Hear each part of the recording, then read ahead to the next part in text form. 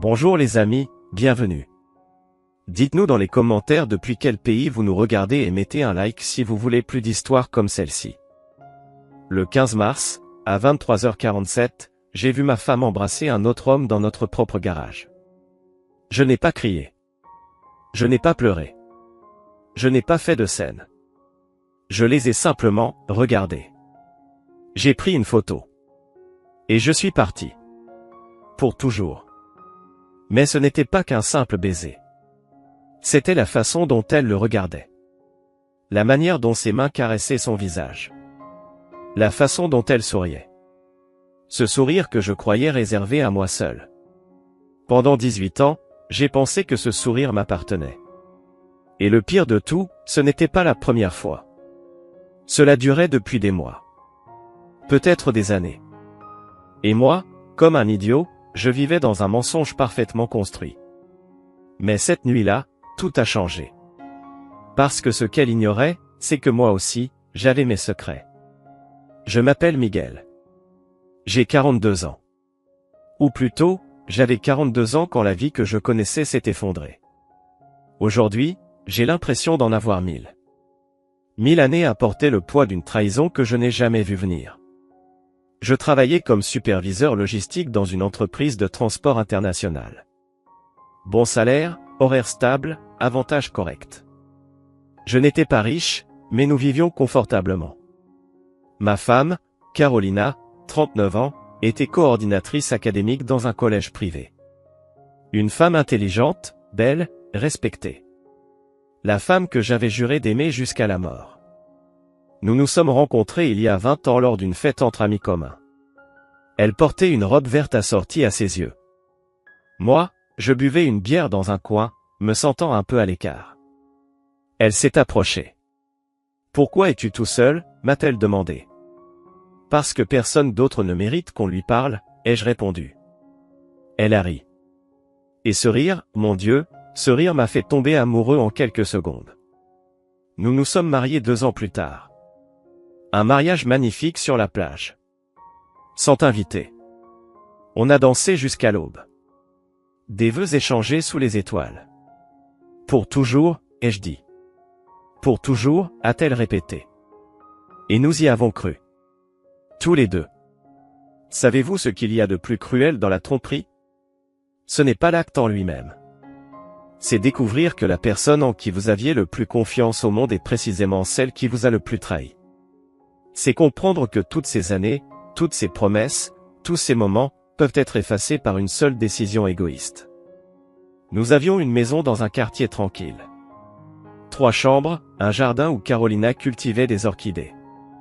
2 voitures, une pour chacun. Des vacances une fois par an, rien de luxueux mais suffisant. Des dîners le vendredi dans des restaurants modestes. Des films le samedi. Des dimanches paresseux en pyjama. Une vie normale. Une bonne vie. Du moins, c'est ce que je croyais. Nous avions un fils. Matteo. 16 ans. Ma raison de vivre. Un garçon brillant, scolarisé dans un bon établissement, rêvant de devenir architecte. Quand je pense à lui, à la façon dont tout cela l'a affecté, le cœur se brise. Mais revenons au début. Parce que les trahisons ne naissent jamais de rien. Il y a des signes. Il y en a toujours. Le problème, c'est que quand on aime aveuglément, on refuse de les voir. Il y a 1 an, Carolina a commencé à changer. Subtilement, au début. Elle achetait des vêtements plus souvent. J'ai besoin d'avoir une bonne apparence pour le travail, disait-elle. Elle se faisait plus belle. Maquillage impeccable. Cheveux toujours parfaits. Tu es magnifique, lui disais-je. Elle souriait, tout en continuant à regarder son téléphone. Ah, le téléphone. Cet appareil maudit est devenu son meilleur ami. Avant, elle le laissait traîner n'importe où. Maintenant, elle le gardait sur elle comme un organe vital. Au petit déjeuner, au dîner, même aux toilettes. Toujours dans sa main. Toujours l'écran vers le bas. Avec qui parles-tu autant, lui ai-je demandé un jour. Sans soupçon, juste par curiosité. Le groupe du travail, a-t-elle répondu sans lever les yeux. Les professeurs, on est très intense avec les messages. Logique. Raisonnable. Normal. Puis il y a eu les sorties. Réunion de coordination. Formation le week-end. Dîner avec les collègues. 1 ou 2 fois par mois sont devenues 1 ou 2 fois par semaine. Et moi, je restais à la maison avec Mathéo, à regarder le football, à l'attendre. C'était comment, demandais-je quand elle rentrait. Ennuyeux, répondait-elle. Juste des sujets professionnels. Et elle allait directement prendre une douche. Toujours. À chaque fois. Une longue douche, comme si elle cherchait à laver autre chose que la fatigue de la journée. Les nuits ont changé aussi. Avant, nous faisions l'amour régulièrement. Ce n'était pas des feux d'artifice tous les jours, mais il y avait de l'intimité. Une connexion. Puis les excuses ont commencé.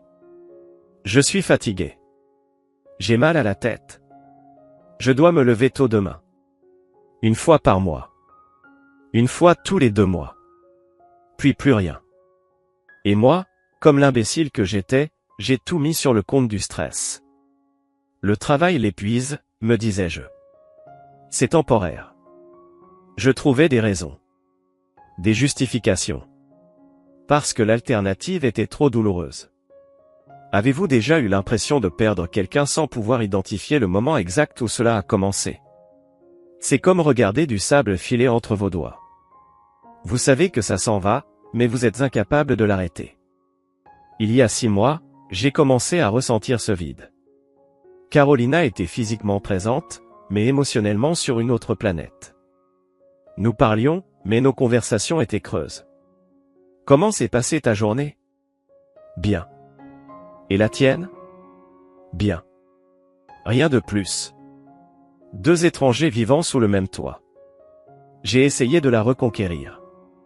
Des fleurs sans raison. Des dîners romantiques. De petites attentions qui, autrefois, la faisaient sourire. Et elle remerciait. C'est gentil, merci. Mais cette étincelle était morte. Une nuit, il y a 4 mois, nous regardions la télévision. Moi à une extrémité du canapé, elle à l'autre. Son téléphone a vibré. Elle l'a attrapé immédiatement. Ses yeux ont parcouru le message. Et j'ai vu quelque chose que je n'avais pas vu depuis des mois, un sourire sincère. Large. Lumineux. Vivant. Une bonne nouvelle, ai-je demandé. Le sourire a disparu instantanément. Non, juste une bêtise du groupe. Elle a éteint l'écran. Mais moi, j'avais vu ce sourire. Et ce n'était pas pour une bêtise du groupe. Cette nuit-là, quelque chose en moi s'est brisé. Ou peut-être s'est-il enfin réveillé. J'ai décidé de faire attention. Vraiment attention. J'ai commencé à remarquer des choses que j'ignorais auparavant. Son parfum avait changé. Plus cher, plus envoûtant. Ses ongles toujours impeccables, manucure chaque semaine. De la lingerie neuve qu'elle ne portait jamais avec moi. Elle partait soi-disant au travail et rentrait avec une coiffure différente, comme si elle s'était refait une beauté en plein après-midi. Les week-ends sont devenus un champ de bataille. Je dois aller corriger des examens au collège, disait-elle le samedi.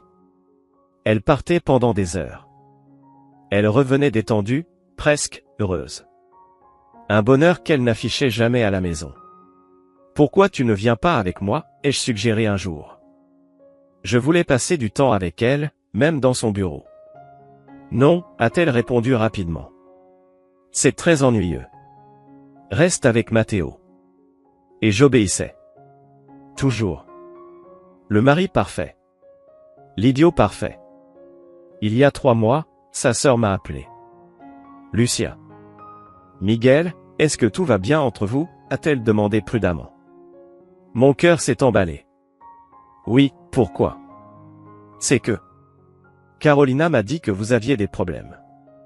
Qu'il faudrait peut-être prendre du temps séparément. Du temps séparément.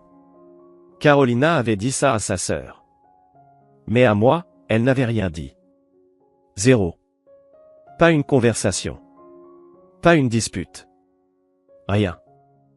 Il doit y avoir un malentendu, ai-je dit à Lucia. Tout va bien. J'ai raccroché puis j'ai confronté Carolina ce soir-là. As-tu dit à ta sœur que nous avons des problèmes?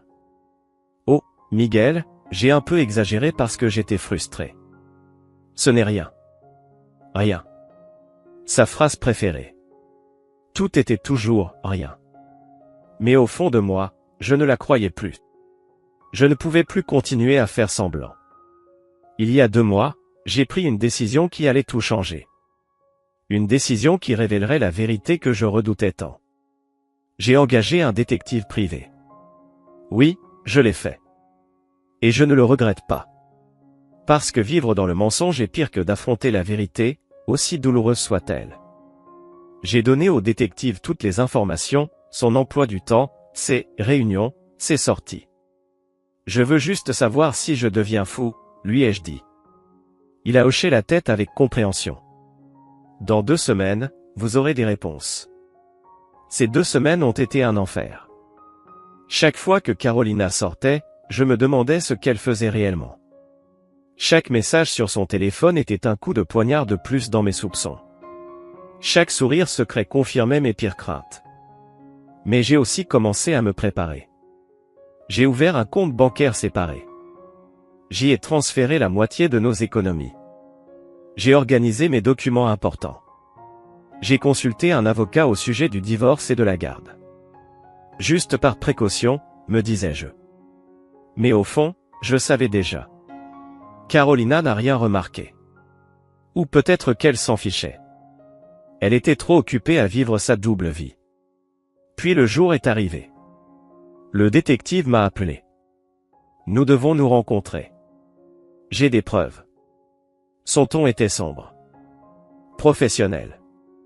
Prêt à réduire en miettes ce qu'il restait de mon monde. Nous nous sommes retrouvés dans un café loin de mon quartier. Il a posé une enveloppe Kraft sur la table. Je suis désolé, a-t-il dit avant même que je l'ouvre. Ces 2 mots m'ont tout dit. À l'intérieur, il y avait des photos. Beaucoup de photos. Carolina entrant dans un appartement. Carolina en ressortant des heures plus tard. Carolina embrassant un homme sur le parking de cet immeuble. Carolina riant avec cet homme dans un restaurant. Carolina, heureuse avec quelqu'un qui n'était pas moi. L'homme, c'était Rodrigo. Le foutu directeur de l'école où elle travaillait. 45 ans. Divorcé. Riche. Tout ce que je n'étais pas. Cela dure depuis environ 8 mois, expliqua le détective. Il se voit 2 ou 3 fois par semaine. Parfois dans son appartement. Parfois à l'hôtel. Elle vous dit qu'elle a des réunions ou du travail en plus. 8 mois. Plus d'un demi-année à vivre dans le mensonge. Plus d'un demi-année à l'embrasser, le toucher, l'aimer, puis rentrer à la maison et dormir dans mon lit. Je n'ai pas pleuré. Pas à ce moment-là. J'étais trop engourdi. Comme si mon cerveau s'était déconnecté pour me protéger de la douleur totale. Voulez-vous que je continue l'enquête? Demanda le détective. Non, ai-je répondu. C'est suffisant. Suffisant pour détruire 18 ans. Suffisant pour tout changer. J'ai payé, pris l'enveloppe et je suis sorti dans la rue. Le monde continuait de tourner. Les gens marchaient. Les voitures passaient. Tout était normal. Sauf que ma vie venait d'exploser. Que fait-on avec ce genre d'informations? Confronter immédiatement? Faire une scène? Pleurer? Crier? Je n'ai rien fait de tout cela. À la place, j'ai pris une décision froide. Calculée. J'attendrai le moment parfait. Je rassemblerai encore plus de preuves. Et quand ce moment arriverait, j'agirai. Parce que si elle avait pu mentir pendant 8 mois, je pouvais bien attendre quelques semaines de plus. Si elle avait pu feindre l'amour, je pouvais feindre l'ignorance. Et puis cette nuit est arrivée. Le 15 mars. La nuit qui a tout changé. Passons à la deuxième partie de cette histoire. Et croyez-moi, ce qui s'est passé cette nuit-là, le 15 mars, je ne l'oublierai jamais. Si vous avez déjà eu l'impression que votre monde s'effondrait, dites-le moi dans les commentaires. Vous n'êtes pas seul.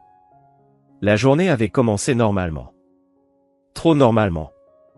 Comme si l'univers avait voulu se moquer de moi, m'offrant une dernière dose de fausseté avant de révéler toute la vérité. Je me suis réveillé à 6h30 du matin. Carolina était déjà levée, en train de préparer le café dans la cuisine.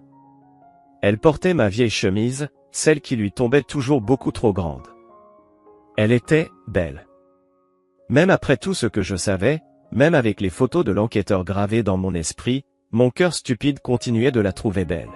« Bonjour », m'a-t-elle dit avec ce sourire répété qu'elle avait perfectionné pendant 8 mois de mensonges. « Tu as bien dormi ?» Comme une pierre, ai-je menti. En réalité, je dormais mal depuis des semaines. Chaque nuit était un combat contre les images d'elle avec lui. Mais j'ai souri. J'ai fait semblant. Comme elle. J'ai une réunion tard aujourd'hui, dit-elle en servant le café. Je rentrerai sûrement après 11h. 11h. L'heure parfaite pour retrouver ton amant pendant que ton mari croit que tu travailles. Pas de problème, ai-je répondu en prenant la tasse. Moi aussi, j'ai du travail à terminer.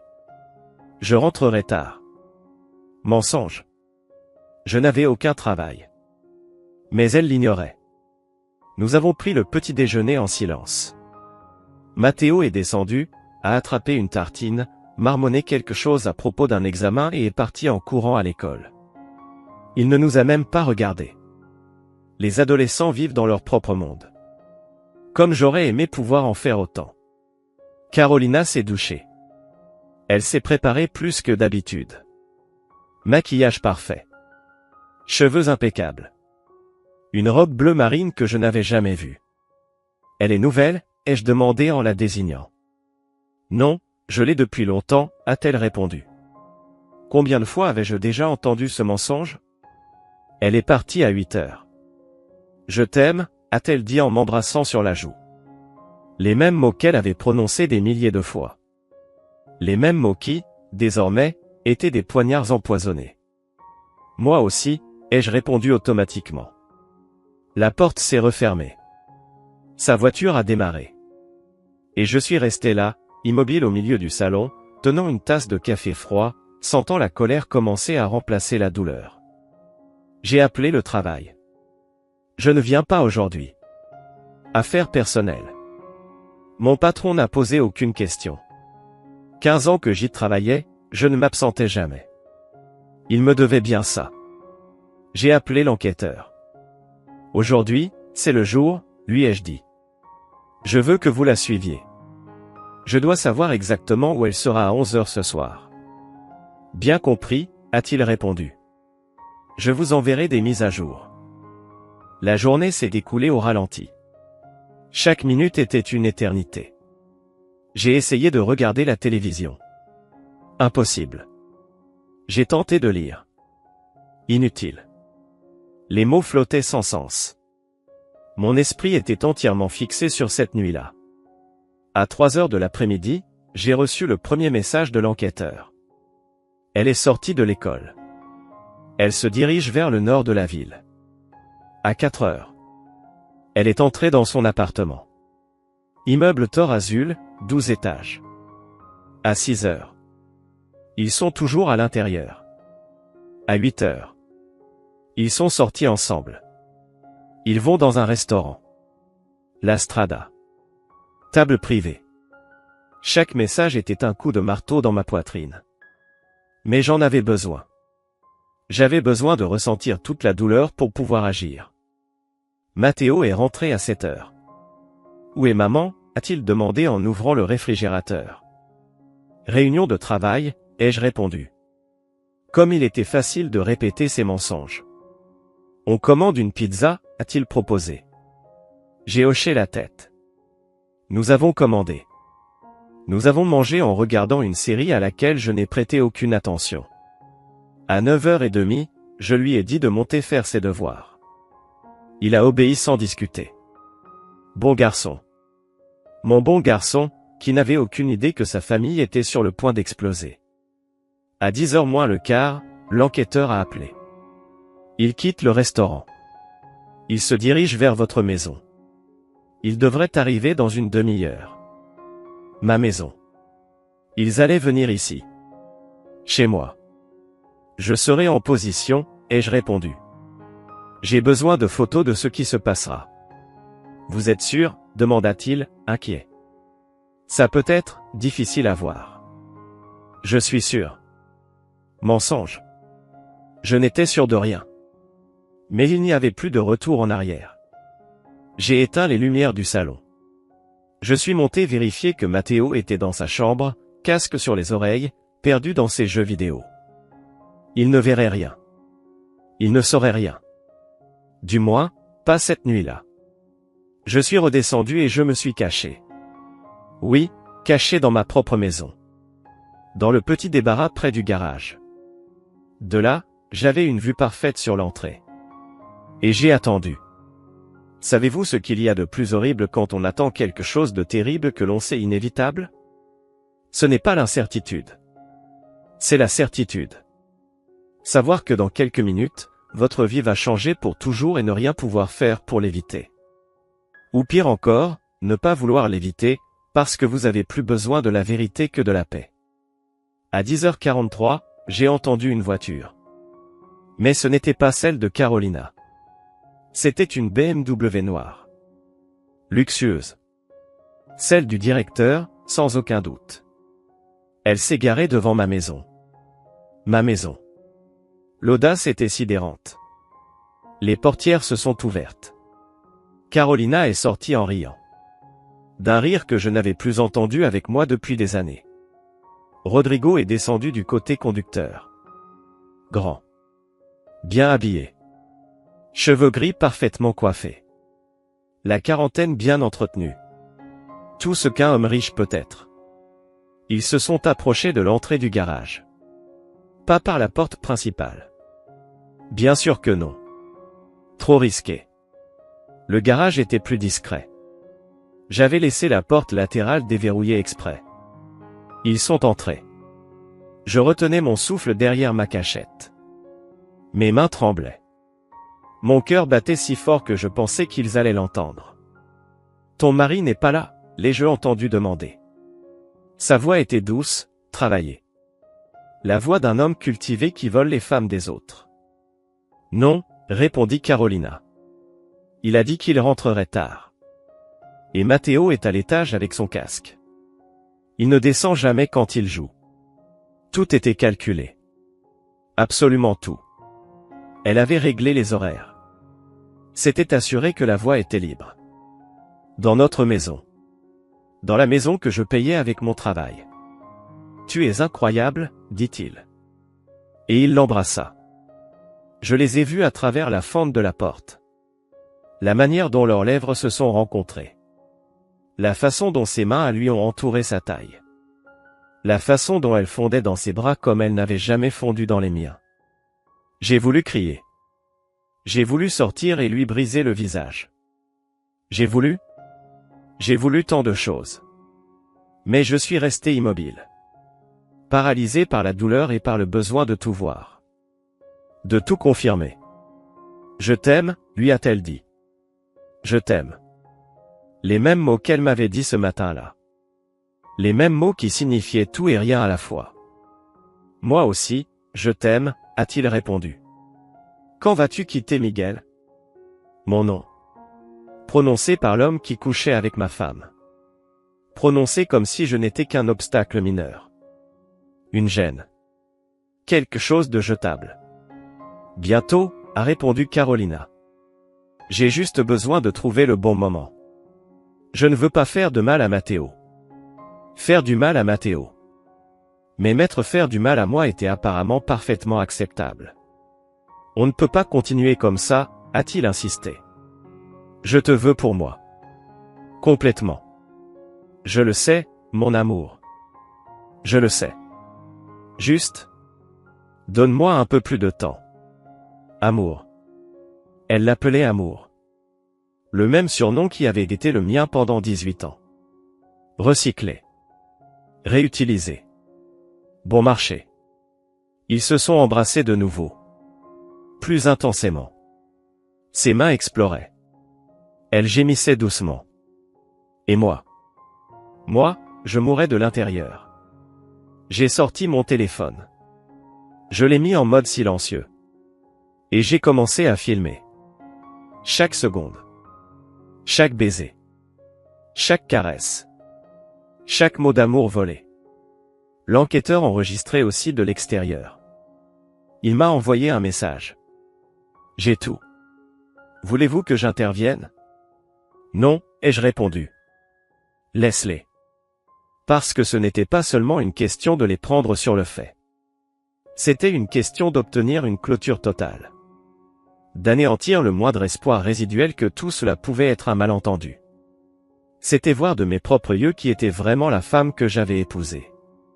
Ils sont restés là encore 20 minutes. À s'embrasser. À se toucher.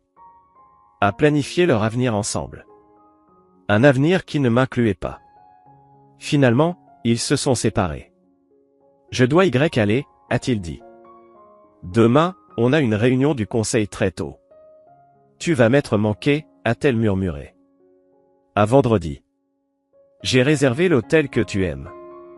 L'hôtel qu'elle aimait. Y avait un hôtel préféré. C'était une relation à part entière. Pas une aventure. Pas une erreur. Une relation planifiée, entretenue, nourrie pendant des mois. Ils se sont dit au revoir par un dernier long baiser. Il est sorti par où il était entré. Il a démarré sa BMW et est parti. Carolina est restée là quelques secondes, se touchant les lèvres, souriante.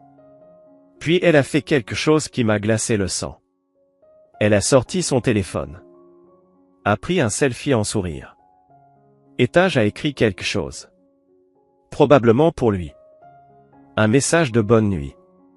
Ou un « tu maître manque déjà ». Ou n'importe quel autre joli mensonge. Elle a rangé son téléphone. S'est recoiffée. A ajusté sa robe. Et est entrée dans la maison par la porte principale. Je l'ai entendue marcher dans le salon. Monter les escaliers. Entrer dans notre chambre. J'ai entendu la douche couler. Elle se lavait. Effacer ses traces.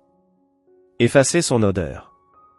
Se préparer à se glisser dans le lit avec moi comme si rien ne s'était passé.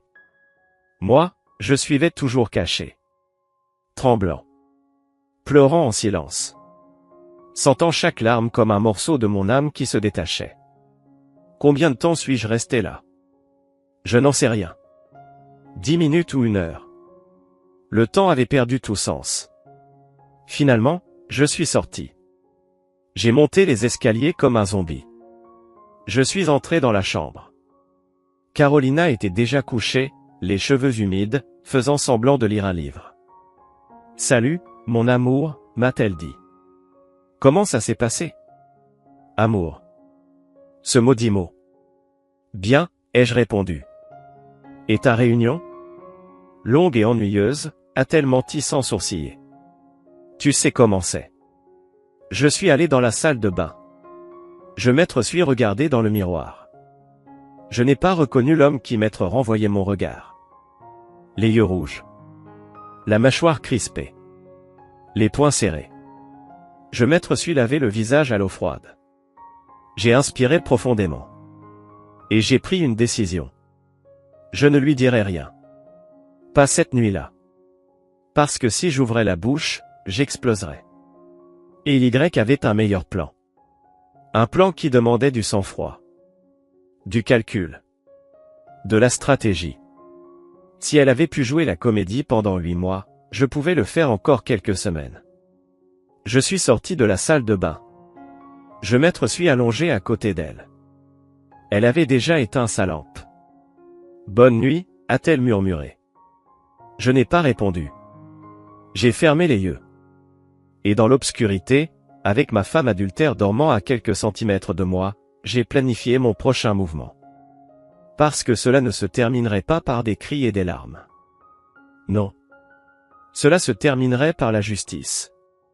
Par la vérité. Par des conséquences. Et Carolina n'avait aucune idée de ce qui l'attendait. Si vous pensiez que cette nuit-là avait été la pire, attendez un peu. Car ce qui vient maintenant, c'est ce qui a réellement tout changé. Dites-moi en commentaire si vous auriez eu la force de faire ce que j'ai fait. Les 3 jours qui suivirent furent les plus difficiles de toute ma vie. Me réveiller chaque matin à ses côtés. La voir sourire. L'entendre mentir. Et faire semblant que tout allait bien. Mais j'avais un plan. Et ce plan exigeait de la patience. Du sang-froid. Un contrôle absolu de mes émotions. Le samedi 16 mars, je me réveillai avant Carolina. Je descendis préparer le café, comme toujours. Mes mains tremblaient pendant que je versais l'eau. Les images de la nuit précédente tournaient en boucle dans mon esprit, comme un film d'horreur sans fin. Elle descendit à 9 heures. Elle portait son pyjama préféré, le rose avec des petits cœurs. Elle avait l'air détendue. Heureuse même. Bien sûr, elle avait vu son amant à peine 12 heures plus tôt. Pourquoi ne serait-elle pas heureuse? Bonjour, me dit-elle en m'embrassant sur la joue. Exactement au même endroit où Rodrigo m'avait embrassé la veille au soir. J'eus la nausée, mais je souris. Bonjour. Tu as bien dormi? Profondément, répondit-elle en se servant du café. J'étais épuisé par la réunion d'hier soir. Réunion. Elle continuait avec ce mensonge. Pensait-elle vraiment que j'étais aussi stupide? Ou bien cela lui était-il tout simplement égal? Quels sont tes plans aujourd'hui? Demandai-je d'un ton détendu. J'avais besoin de connaître ses mouvements. Rien de spécial. Je pensais aller au supermarché. Faire un peu de ménage. Et toi? Je dois sortir un moment. Des choses pour le travail. Mensonge. Je n'avais pas de travail ce samedi-là. J'avais rendez-vous avec un avocat. Matteo finit par descendre. Nous prîmes le petit déjeuner tous les 3, comme la famille heureuse que nous n'étions plus. Il parlait d'un projet scolaire. Carolina feignait l'intérêt. Moi, je faisais semblant d'être en vie. À 11 heures, je quittais la maison. Je reviens dans quelques heures, dis-je. Carolina ne leva même pas les yeux de son téléphone. Bien sûr que non. Elle était probablement en train de lui écrire. Je conduisis jusqu'au centre-ville. L'avocat que j'avais contacté s'appelait Roberto Mendoza. Il m'avait été recommandé par un collègue passé par un divorce 2 ans plus tôt. C'est le meilleur, m'avait-il dit. Implacable, mais juste. Son bureau se trouvait dans un immeuble moderne. 15 étages. Vue sur toute la ville. Le genre d'endroit où chaque minute se paie. Il m'accueillit en personne. Une 50aine d'années. Costume impeccable. Poignée de main ferme. Miguel, asseyez-vous, je vous en prie. Je m'assis. Je posai l'enveloppe Kraft sur son bureau. La même que l'enquêteur m'avait remise. J'ai des preuves d'infidélité. Je veux le divorce. Et je le veux rapide. Roberto ouvrit l'enveloppe. Examina les photos. Les rapports. Les vidéos. Son expression ne changea pas. J'imagine qu'il avait vu cela des centaines de fois. Des preuves solides, dit-il finalement. Avec ça, il n'y a aucune défense possible. Combien de temps cela prendra-t-il? Ça dépend. Si elle coopère, 3 ou 4 mois. Si elle se bat, jusqu'à 1 an. 1 an? Une année de plus à la voir. À partager la même maison. À faire semblant. Il y a un enfant, ajoutai-je. Matteo. 16 ans. Je veux une garde partagée équitable. Est-elle une bonne mère? La question me fit mal, car la réponse était compliquée. Oui. Une épouse déplorable. Mais une bonne mère. Roberto hocha la tête. Alors la garde partagée est très probable. Les biens? La maison est à nos 2 noms. 2 voitures, une chacun. Compte bancaire commun. Environ 80 000 $ d'économie. Elle travaille? Oui. Coordinatrice académique. Bon salaire. Parfait. Ça simplifie les choses. Il n'y aura pas de pension pour elle, seulement pour l'enfant. Nous parlâmes pendant 2 heures. Chaque détail. Chaque scénario possible. Chaque stratégie. À la fin, Roberto me donna un plan d'action. Premièrement, protégez votre argent. Retirez la moitié des comptes communs et ouvrez-en un autre dans une banque différente. Seulement la moitié. Si vous retirez plus, cela peut être utilisé contre vous. C'est déjà fait, avouez-je. Bien. Deuxièmement, documentez tout. Chaque mensonge. Chaque sortie suspecte. Chaque message étrange. Construisez un schéma. J'ai 8 mois de documentation. Excellent. Troisièmement, et c'est crucial, ne la confrontez pas encore. Une fois qu'elle saura que vous savez, elle peut détruire des preuves. Elle peut devenir imprévisible. Quand devrais-je lui dire? Quand tout sera prêt. Les papiers du divorce. La stratégie juridique. Alors nous la confronterons légalement. Nous lui ferons signifier les documents. Pas de drame. Pas de cris. Seulement des conséquences. J'aimais cette approche. Froide. Calculée. Juste. De combien de temps avez-vous besoin? 2 semaines. 3 au maximum. 2 semaines. 14 jours à faire semblant que mon mariage n'était pas mort. 14 jours à dormir à côté d'une menteuse. Je peux le faire, dis-je. Il y a encore une chose, ajouta Roberto. Votre épouse travaille avec cet homme, n'est-ce pas? C'est son supérieur. Le directeur de l'établissement. Parfait. Une fois le divorce rendu public, ainsi que les raisons, il devra faire face à des conséquences professionnelles. Les établissements privés ne tolèrent pas ce genre de scandale. Je n'y avais pas pensé. Rodrigo paierait aussi. Pas seulement Carolina. Tous les deux assumeraient les conséquences de leurs actes. Faites-le, dis-je. Tout. Nous avons signé le contrat. J'ai versé la compte. 5 000 $. L'argent le mieux dépensé de toute ma vie. Je suis sorti de là en me sentant différent. Pas mieux. Mais plus concentré. J'avais un plan. Une stratégie. Et pour la première fois depuis des semaines, j'avais le sentiment de reprendre le contrôle de quelque chose. J'ai conduit sans but pendant 1 heure. Je ne voulais pas encore rentrer à la maison. Je ne voulais pas la voir. Je me suis retrouvé dans un parc que nous fréquentions quand Matteo était petit. Nous nous asseyions sur un banc pendant qu'il jouait sur les balançoires. Carolina me prenait la main. Nous étions heureux. Ou du moins, je le croyais. Quand tout a-t-il commencé à changer? À quel moment précis a-t-elle cessé de m'aimer? Ou peut-être ne m'a-t-elle jamais vraiment aimé? Ces questions me torturaient.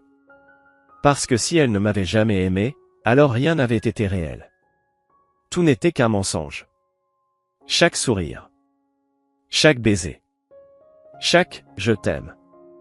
Tout. Mon téléphone a sonné. C'était Carolina. Où es-tu? Il se fait tard. Je rentre dans 20 minutes, répondis-je. Je suis arrivé à la maison à 4 heures de l'après-midi. Carolina était dans la cuisine, en train de préparer le dîner. De la musique jouait en fond. Elle fredonnait. Tout semblait si normal. Si banal. Comme si elle n'avait pas détruit notre mariage. Comment s'est passée ta journée? Demanda-t-elle sans se retourner. Productive, répondis-je. Très productive. Je venais d'engager le meilleur avocat spécialisé en divorce de la ville. Mais elle n'avait pas besoin de le savoir.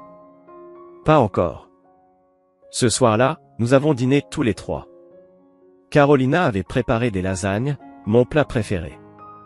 Était-ce un geste de culpabilité? Ou une simple coïncidence? C'est délicieux, dit Matteo la bouche pleine. Merci, mon chéri, répondit Carolina en souriant. Ce sourire de mère parfaite. Comment pouvait-elle être une si bonne mère et une épouse si déplorable? Papa, tu peux m'aider en maths après? Demanda Matteo. Bien sûr, mon fils. Nous avons passé 2 heures sur des équations. Matteo était intelligent, mais il détestait les mathématiques. J'étais patient avec lui. Je lui expliquais tout pas à pas. Pendant ce temps, Carolina était en bas, collée à son téléphone, comme toujours. « Ça va entre maman et toi ?» demanda soudain Matteo. La question me prit au dépourvu. « Pourquoi tu demandes ça ?»« Je ne sais pas, vous êtes bizarre. Vous ne parlez presque plus. Maman est toujours sur son téléphone. Et toi, tu as l'air fatigué. » Mon fils de 16 ans avait remarqué ce que j'avais ignoré pendant des mois. Les enfants savent toujours. Ils sentent toujours quand quelque chose ne va pas. C'est juste le travail, mentis-je. Rien d'inquiétant. Mais il me regarda avec ses yeux qui étaient exactement les miens. Et je compris qu'il ne me croyait pas complètement. Cette nuit-là, quand je me couchais enfin, Carolina lisait. Enfin, elle faisait semblant de lire. Ses yeux ne bougeaient pas. Elle pensait à autre chose. À lui? Probablement. Miguel, dit-elle soudain. Mon prénom sonnait étrange sur ses lèvres. Tu es fâché contre moi? La question me figea. Fâché? Fâché était le mot le plus faible possible. J'étais brisé. Trahi. Anéanti. Mais je devais maintenir la façade. Non. Pourquoi tu me demandes ça? C'est juste que, tu as été distant ces derniers temps. Moi, distant? L'ironie était presque drôle. Juste stressé par le travail, répondis-je. Ce n'est rien. D'accord, dit-elle, avant de replonger dans son livre. Affaire classée. Elle n'insista même pas. Elle ne se souciait même pas assez pour creuser. Parce qu'elle était avec lui. Émotionnellement. Physiquement. À tous les niveaux. Moi, je n'étais plus que le mari pratique qui payait les factures pendant qu'elle vivait sa romance. Les jours suivants furent une routine de mensonges. Elle partait, au travail. Je faisais semblant de la croire. Elle rentrait tard. Je faisais semblant de ne rien remarquer. Elle m'embrassait. Je faisais semblant de ressentir autre chose que du dégoût. Amis, si vous avez déjà dû faire semblant d'aller bien alors que votre monde s'effondrait de l'intérieur, vous savez exactement de quoi je parle. Ces 2 derniers jours ont été les plus longs de toute ma vie.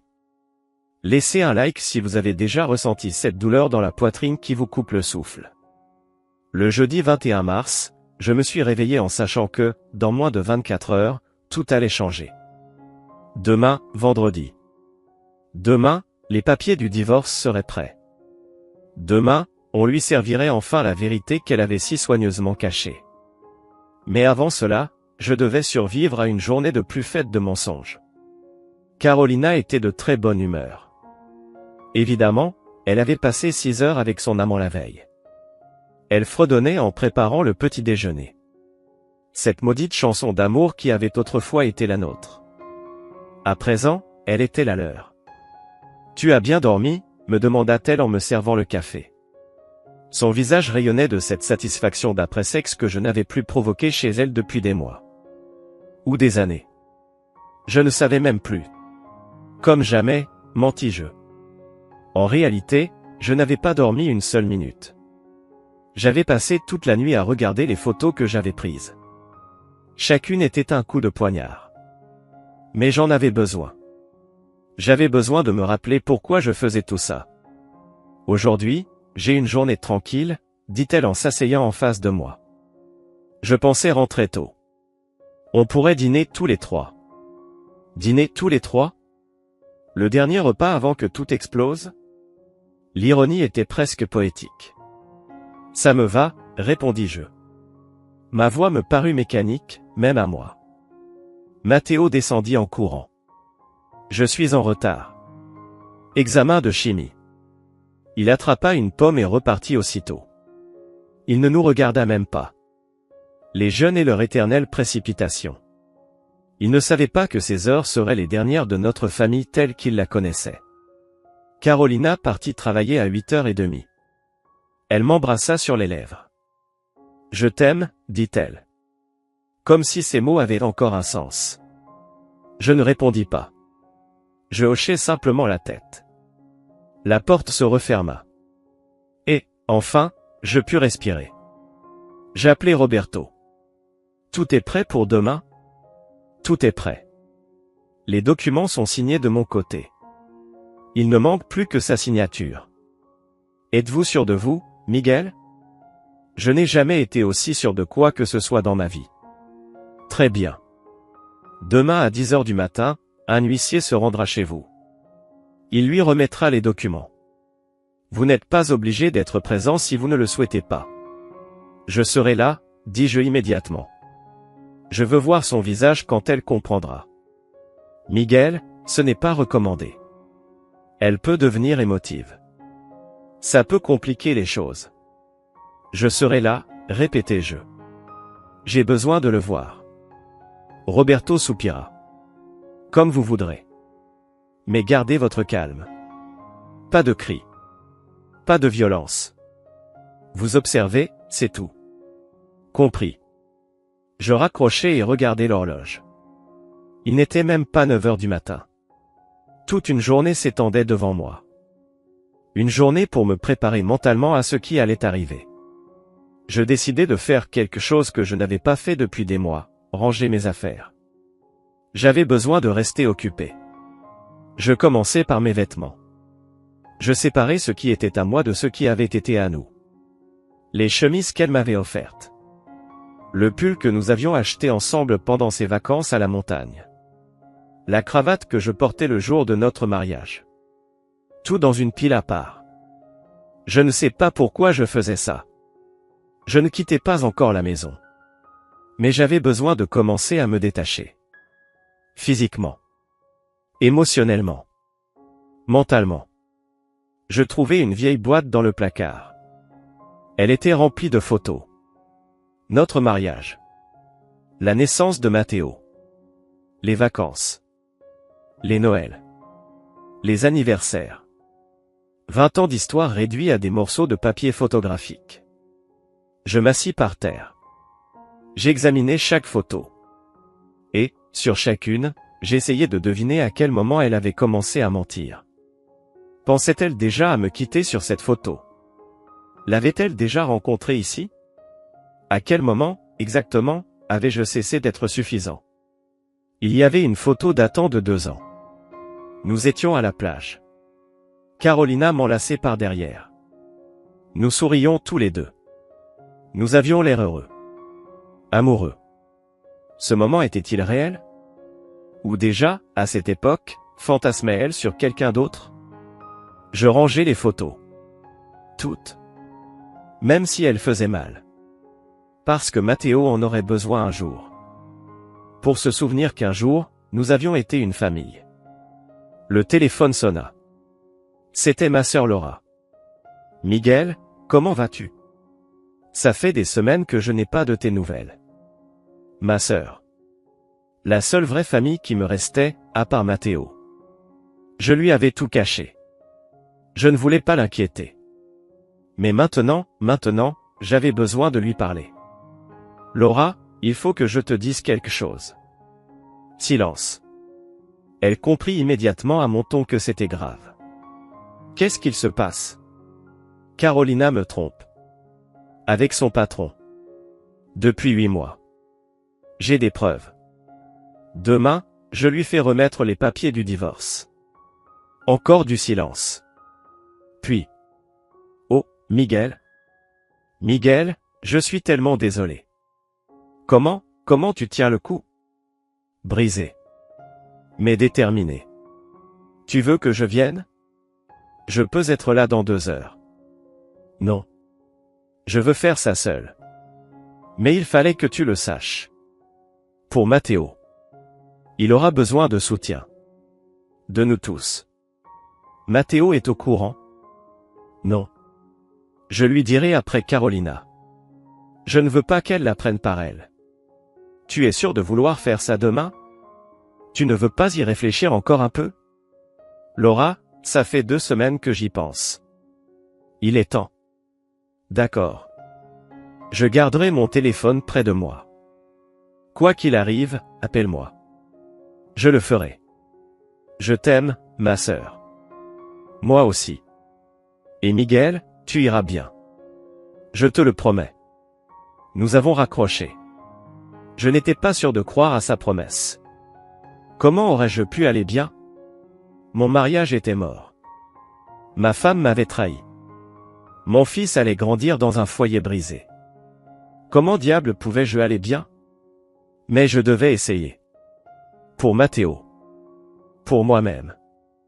Parce que rester prisonnier de ce mensonge me tuait lentement. La journée passa étrangement vite. Je continuais à ranger des affaires. Je vérifiais des documents. J'organisais les papiers importants. Je préparais une petite valise, au cas où je devrais partir rapidement. À 6 heures du soir, Carolina arriva. « Salut, mon amour » cria-t-elle depuis l'entrée. J'entendis ses talons résonner sur le parquet. Chaque bruit me rappelait à quel point tout était faux. « Salut » répondis-je depuis la cuisine. Je préparais des pâtes. Quelque chose de simple. Je n'arrivais pas à me concentrer sur un plat plus élaboré. « Tu as besoin d'aide? »« Non, c'est presque prêt. » Elle s'approcha par derrière et m'enlaça. Je sentis son corps contre le mien. Un corps qui avait appartenu à un autre homme la veille. Un corps qui ne m'appartenait plus, même s'il portait encore mon nom. « Tu m'as manqué aujourd'hui » murmura-t-elle à mon oreille. Mensonge. Elle n'avait probablement même pas pensé à moi. Moi aussi, mentis-je à mon tour. Deux menteurs faisant semblant de s'aimer. Matteo arriva à 7 heures. « Ça sent bon » dit-il en posant son sac.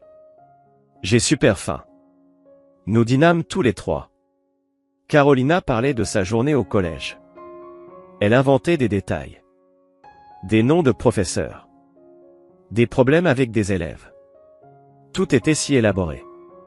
Si convaincant. C'était une menteuse professionnelle. « Et toi, Miguel? Ta journée s'est bien passée ?» demanda-t-elle. « Tranquille.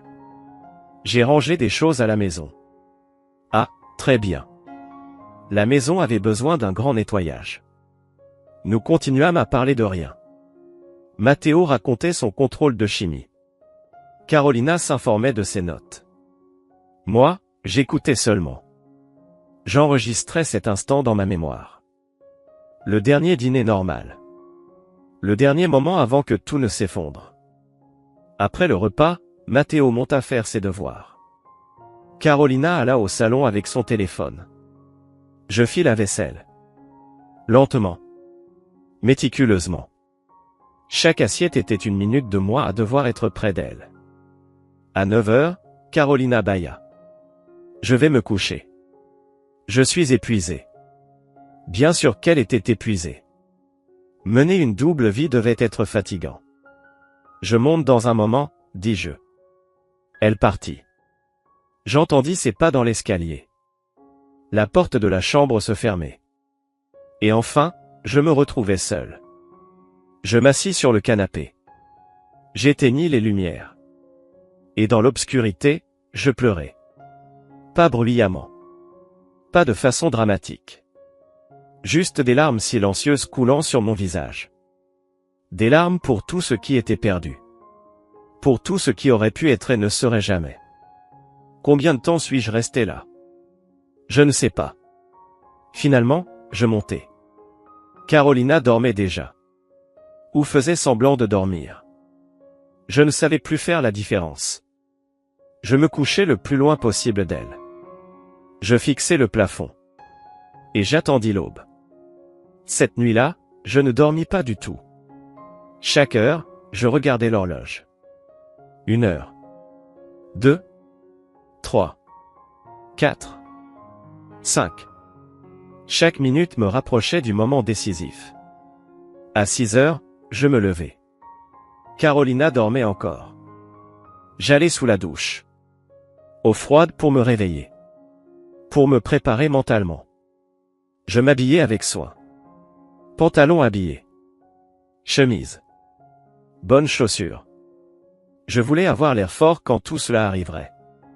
Je descendis préparer le café. Mes mains tremblaient. Mon cœur battait si fort que je crus qu'il allait exploser. À 7 heures, Carolina descendit. Bonjour. Pourquoi si élégant? J'ai une réunion au travail, mentis-je. Ah, d'accord. Nous prîmes le petit déjeuner en silence. Matteo descendit en courant comme toujours. À plus, cria-t-il en sortant. Il était 8h moins le quart. L'huissier arriverait à 10h. 1h45. Chérie, il y a quelque chose qui ne va pas, demanda Carolina. Tu es bizarre. Ça va. Je suis juste nerveux pour la réunion. Tu vas assurer, dit-elle en posant sa main sur la mienne. Son toucher me brûla. Je retirai la main instinctivement. Elle le remarqua, mais ne dit rien. À 8h30, j'envoyai un message à Roberto. Tout est confirmé? Oui. L'huissier part dans 30 minutes vers chez toi. Bien. Miguel, dernière chance de faire marche arrière. Il n'y a plus de retour possible. Carolina alla se doucher. Je l'entendis chanter sous l'eau. Si insouciante. Si inconsciente de ce qui allait arriver. Je restai dans le salon. Assis. À attendre. À sentir chaque seconde me rapprocher de la fin. À 9h30, mon téléphone sonna. Roberto. L'huissier est en route. 20 minutes. 20 minutes. Mon mariage avait 20 minutes à vivre. Carolina descendit, prête pour le travail.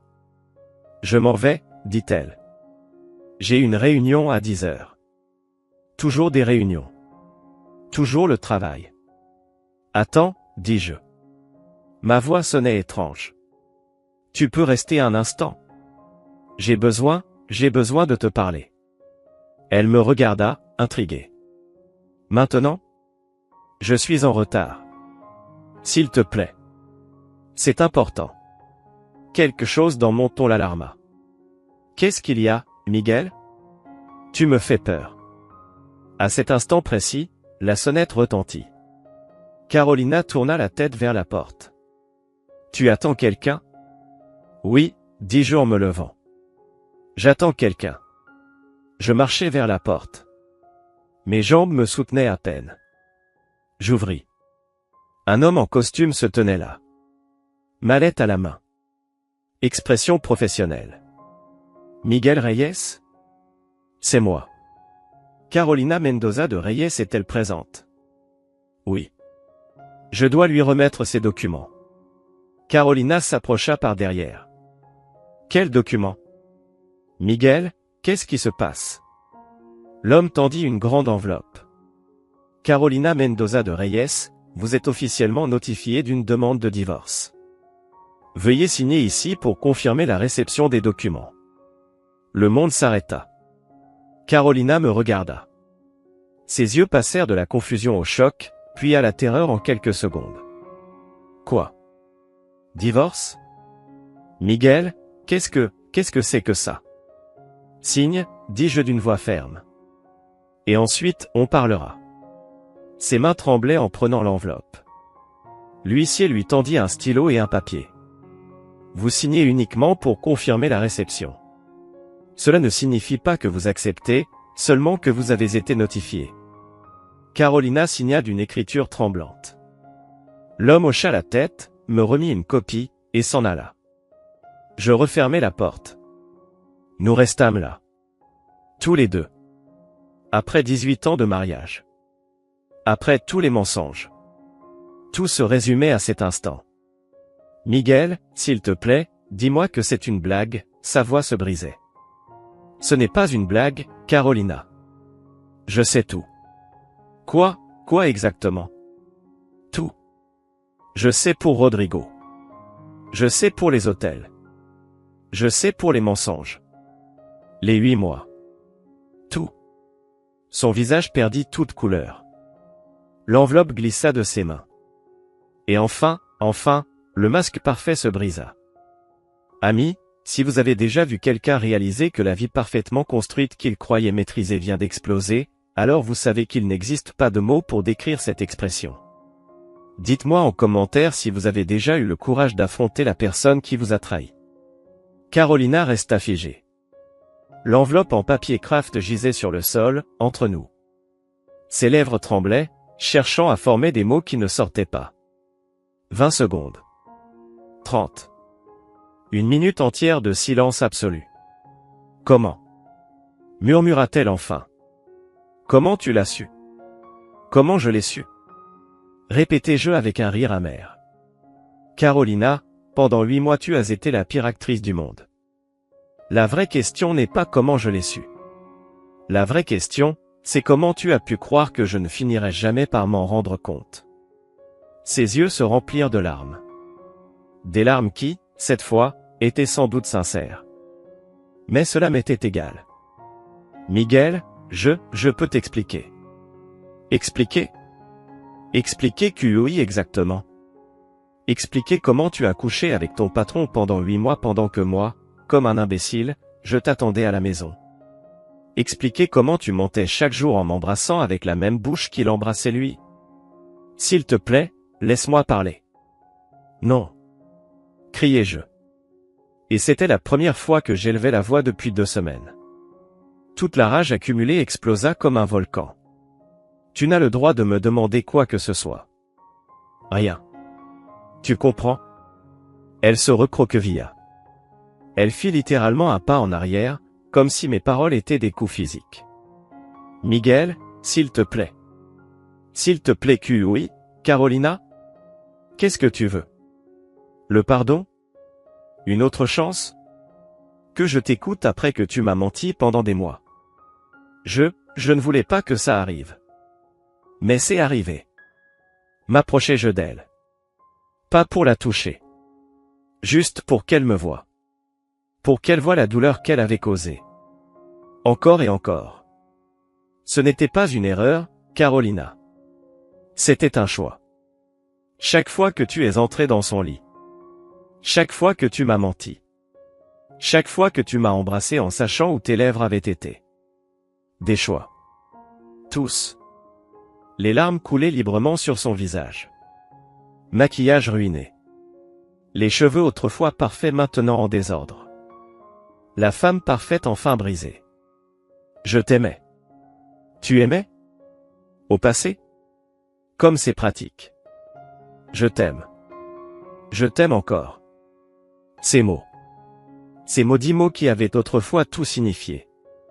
Non, dis-je d'une voix glaciale. Tu ne m'aimes pas. On ne trahit pas quelqu'un qu'on aime. On ne détruit pas quelqu'un qu'on aime. On ne ment pas tous les jours à quelqu'un qu'on aime. J'ai fait une erreur. 8 mois, ce n'est pas une erreur. Ma voix résonna dans toute la maison. Une erreur, c'est un baiser lors d'une soirée. Une erreur, c'est un moment de faiblesse. 8 mois, c'est une relation. Tu avais une vie entière avec lui pendant que tu faisais semblant d'en avoir une avec moi. Je ne savais pas comment arrêter. Arrêter? Sérieusement? Tu sais comment on arrête une liaison, Carolina? En ne la commençant pas. Ou mieux encore, en étant honnête. En me disant, Miguel, je ne t'aime plus. Je veux divorcer. Mais non. Tu as préféré tout avoir. Ton amant riche. Ton mari idiot qui paye les factures. Ton enfant qui ne se doute de rien. La vie parfaite. Ce n'est pas comme ça. Ah non? Alors comment? Éclaire-moi. Parce que vu d'ici, ça y ressemble exactement. Elle s'effondra sur le canapé. Sanglotant de manière incontrôlable. Les mains couvrant son visage. Je n'avais pas l'intention de tomber amoureuse de lui. Tomber amoureuse. Ce mot me frappa comme un coup de poing dans l'estomac. Une chose est de savoir qu'on vous trompe. Une autre est d'entendre la personne l'admettre. Quand? Demandai-je d'une voix plus calme. Quand est-ce que ça a commencé? Il y a 1 an. Il est arrivé comme nouveau directeur. J'étais en mission. On a commencé à travailler ensemble. Je ne veux pas l'histoire d'amour, l'interrompis-je. Je veux savoir quand tu as cessé de m'aimer, moi. Silence. Ce silence me donna la réponse que je ne voulais pas entendre. Je ne sais pas, murmura-t-elle finalement. Ce n'est pas arrivé du jour au lendemain. C'était progressif. Progressif? Qu'est-ce que ça veut dire? Un matin tu t'es réveillé en te disant « Je n'aime plus Miguel ?» Je ne sais pas comment l'expliquer.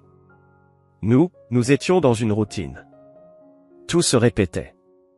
Chaque jour identique. Et puis il est arrivé, et il était différent. Il me faisait me sentir vivante. Désirée. Moi aussi, je te désirais. Pas comme lui. Ces 3 mots. Simple. Dévastateur. Pas comme lui. Et ça justifie la trahison. Non. Je ne justifie rien. Je sais que c'était mal. Je sais que je t'ai blessé. Mais Miguel, toi aussi tu as cessé de me voir. Tu as cessé d'essayer. Tu as cessé de...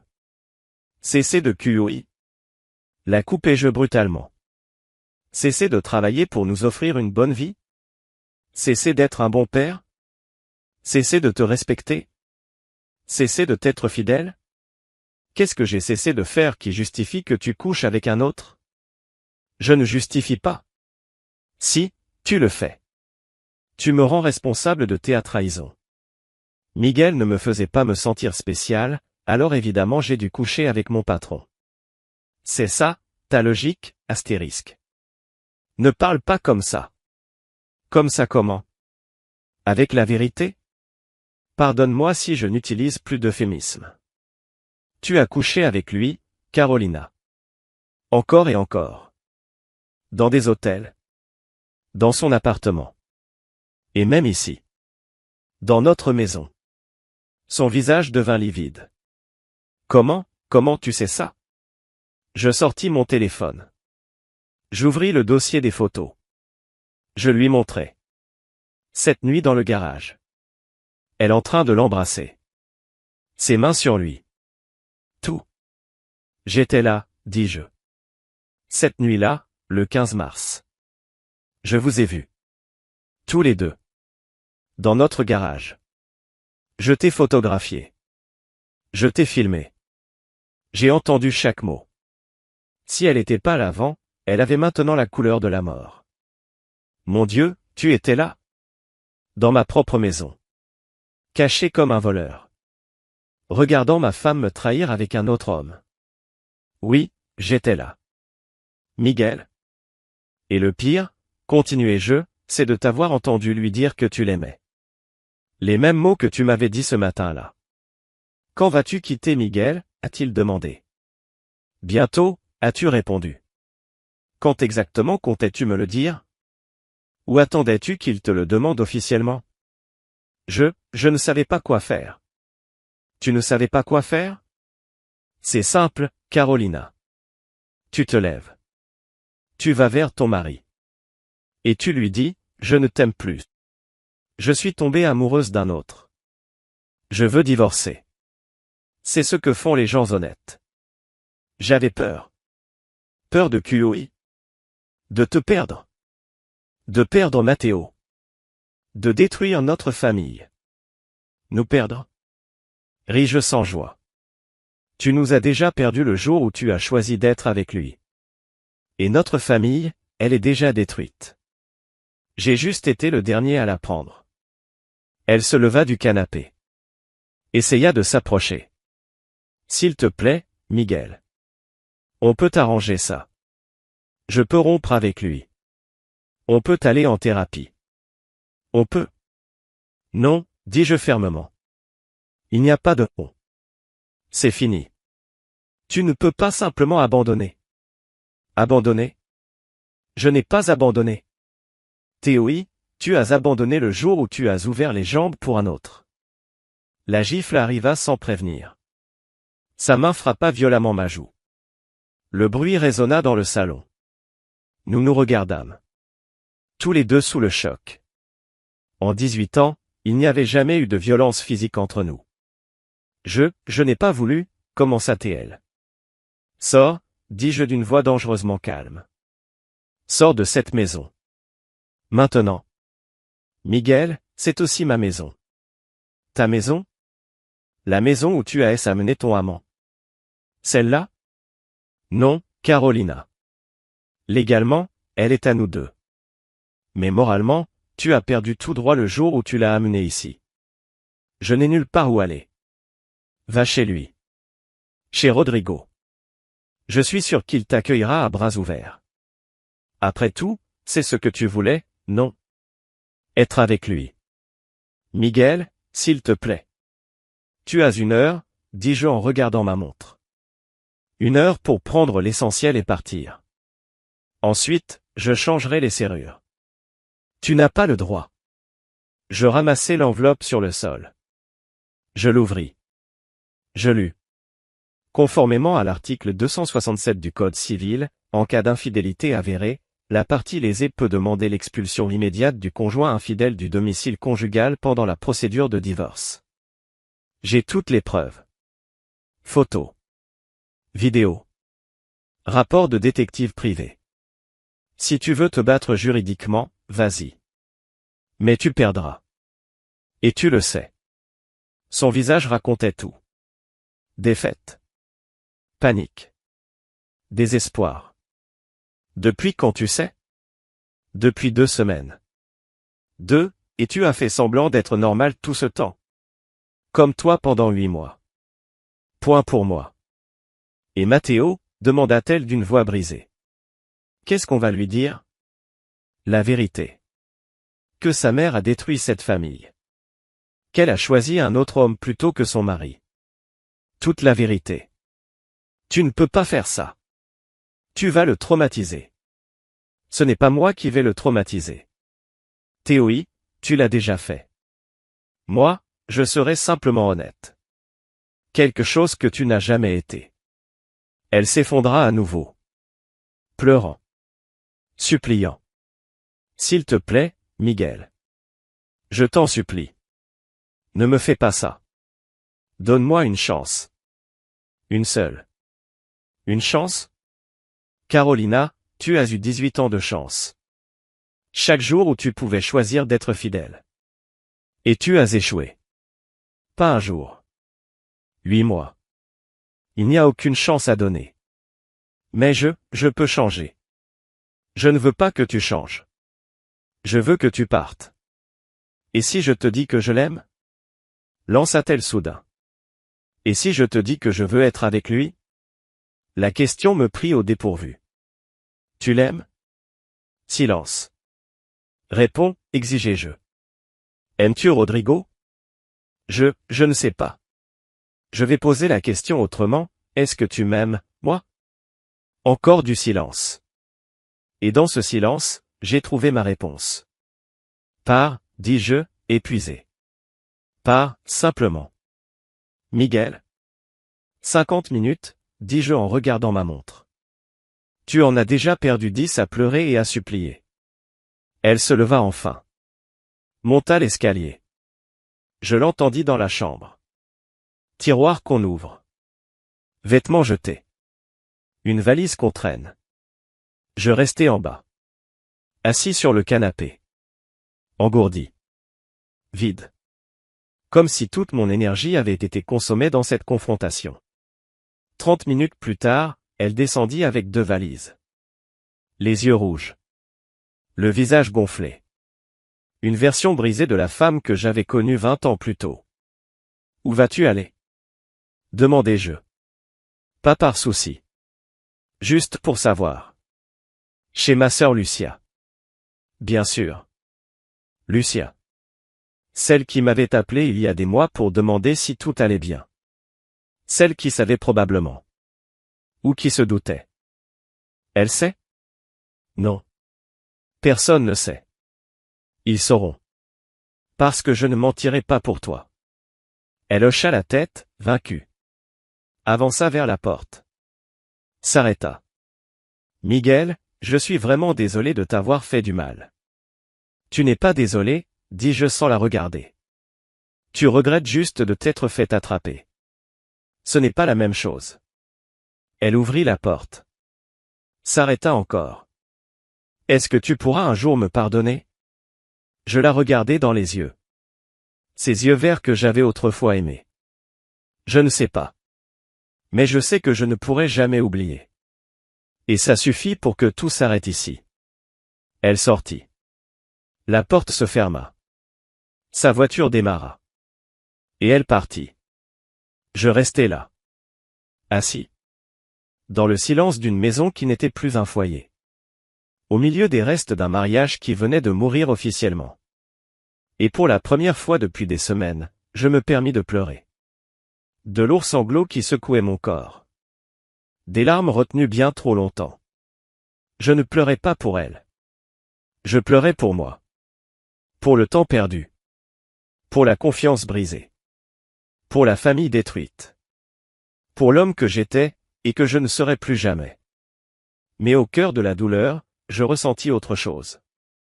Quelque chose de petit, mais de puissant. La liberté. Pour la première fois depuis des mois, je n'avais plus besoin de faire semblant. Je n'avais plus besoin de jouer un rôle. Je n'avais plus besoin de vivre dans un mensonge. Et même si ça faisait mal. Même si ça me détruisait. Au moins, c'était réel. La partie la plus difficile n'a pas été d'affronter Carolina, mais de m'asseoir face à mon fils et de briser son monde. Annoncer une mauvaise nouvelle à quelqu'un qu'on aime est une douleur que seuls ceux qui l'ont vécue peuvent comprendre. Matteo est arrivé à 3 heures, sifflotant, inconscient du chaos qui venait d'exploser. Où est maman? Je lui ai demandé de s'asseoir. Mon ton l'a inquiété. Je lui ai dit la vérité, sa mère ne vivait plus ici.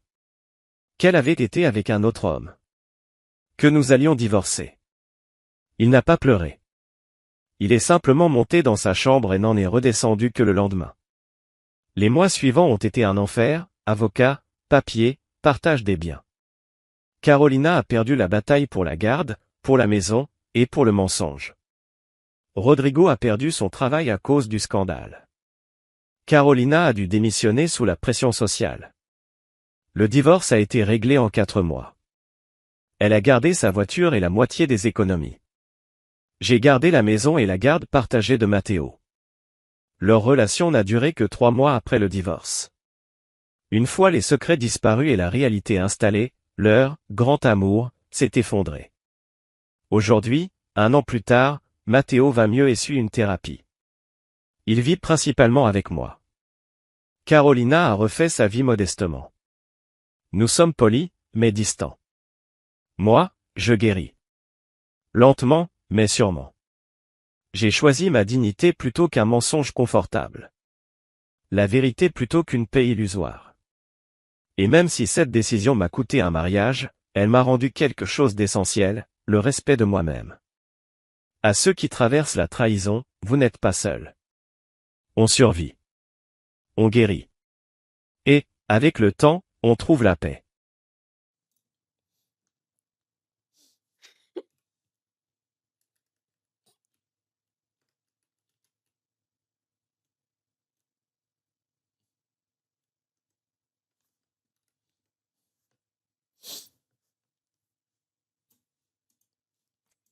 Hey! Who said you could remove the bed? Why are you fucking watching my fucking stream? My bad. I'll close it. No, don't close it, don't close it, don't close it, don't close it, don't close it. No, don't close it. Maybe Jarl can put in a little work today for once. You think? I don't think so. He's just gonna fucking say he's gonna go get a beer and never come back.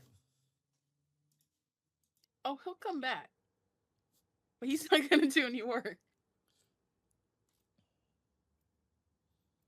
Put in work? Yeah, I was about to say. He's just there to sit and look pretty, right? Look pretty. Kill his liver. Kill his kidneys. Sounds about right. Classic Jarl experience.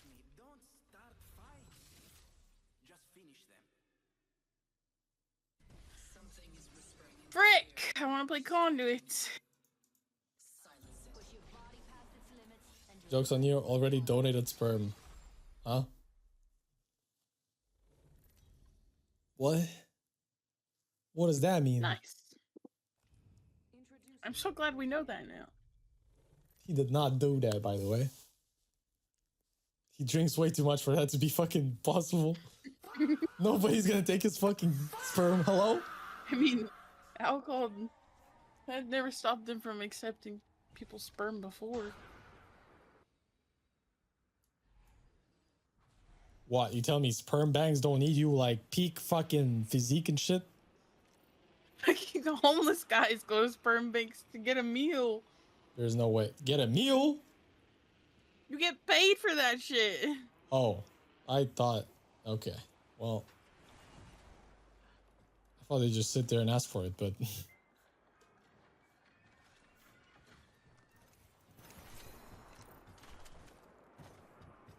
Naughty thoughts over you? How's that naughty thoughts? You wild? Guys, I thought they were eating it. What are you talking about?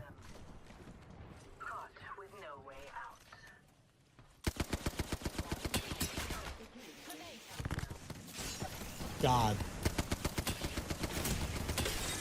I not to die challenge.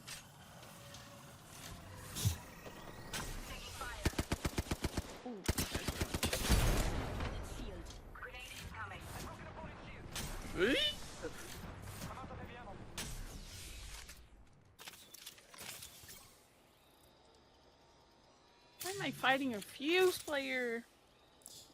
You're 5'6" with your only unique feature being green eyes. You're out of pipe down. What is your unique feature, buddy? Your receding hairline? It probably has to be the blonde hair that like 99% of Norwegians have, right? Nordic? Okay. Alright. Like this. Never seeing mousepad live. You sit up straight when talking to me. Okay. I am sitting up straight. She has to sit up straight. Oh, there's a team behind me. I don't have any more shields. Like, this is so retarded. Our teammate zipped in and got fucking jerking it against this team for so long. Follow me and we will honor the spirit.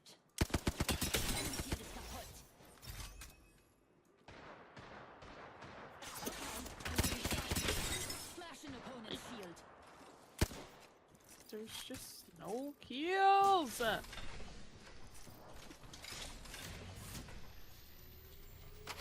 What do you want me to do? My spirit just ran in and killed himself.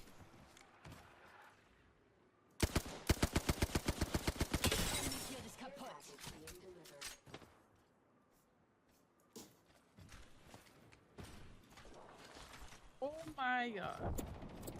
GG's. What?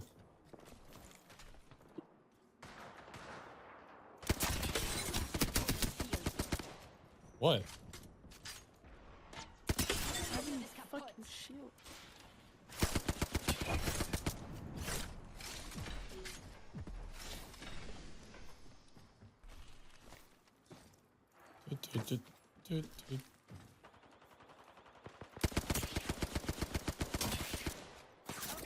I'm getting shot at. What the fuck? Like, why is nobody pushing? Because there's two teams. We've got another squad arriving. Oh, now I'm getting shot by two squads. Yeah. I just fucking told you that. Let's go, metal. I just muted. No. Did you mute me? No. I hear everything you say.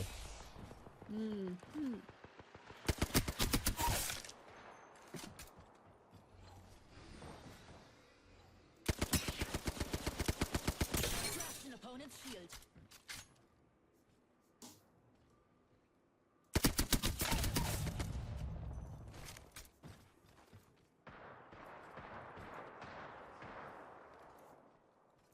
Competitor spotted there. People inside middle. I'm about to have. You left me? I sure did, buddy. Alright, that's cool. I don't have anything. Why the fuck would I want to fight two teams? I don't even have any shields. Yeah. Slash an opponent's shield.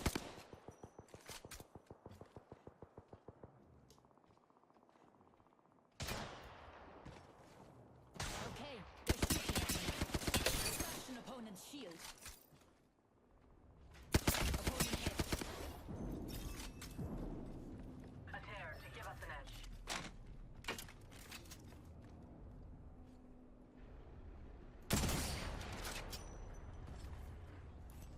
being sent. We will not let off the gas.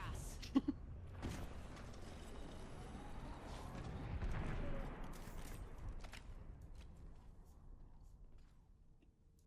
got another squad coming. Why are you just... Full gas. Привет, как дела? У меня все хорошо. He's playing duo? Да. Играю с моей девушкой.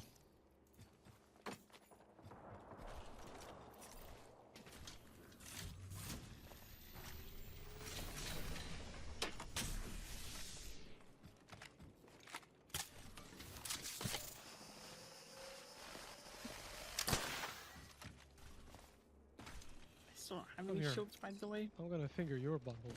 I have 5 cells. Hold on.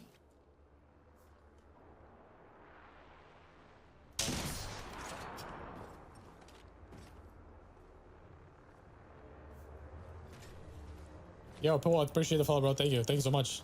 Thank you, thank you. Yeah, I don't know how to solve this problem, babe. I have, like, nothing.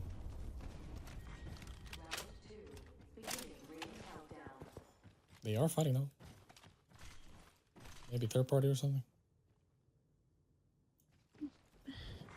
Attention, delivering replicator. We're not fighting. I don't even know this right. There's one. Enemy here.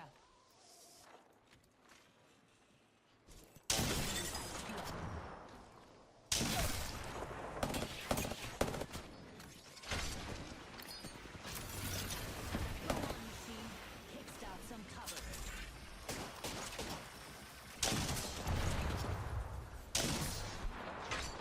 A competitor.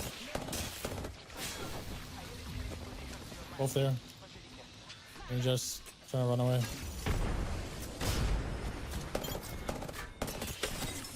Like this, Axel. You have.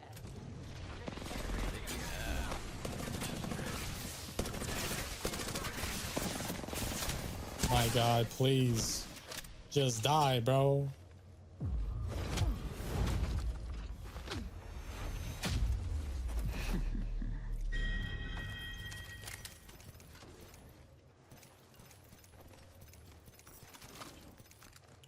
Holy moly.